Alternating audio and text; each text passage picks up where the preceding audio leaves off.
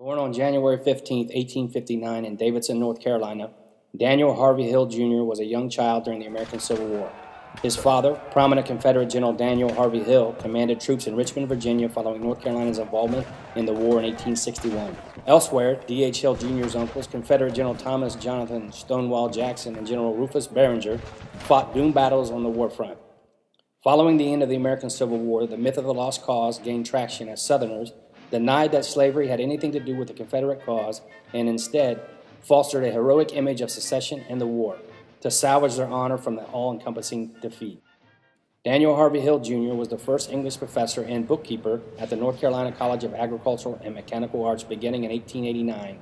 He was instrumental in establishing the first library collections on campus in the main building. Hill Jr. later served as the third president of the college from 1908 until 1916, which was marked by a period of significant growth for the college.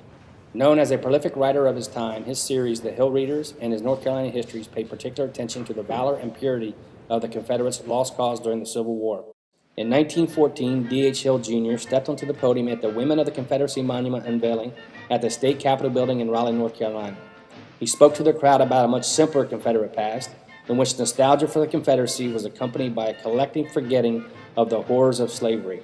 While bolstering the ideas of the lost cause, D.H. Hill Jr. was simultaneously providing harmful justifications for Jim Crow laws, a period of American history that furthered the political, social, and economic inequality of African Americans through segregation and increased racial violence. Our people ought never to forget the fidelity of the Negroes during those defenseless, war-torn days. With the doors of freedom open for them, with opportunities for lawlessness during the absence of their owners, the Negroes refused to sever the ties that bound them to their white families and continued their daily duties. How sure these facts will always establish the kindly relations that always existed between the white families and the colored families on the plantation home.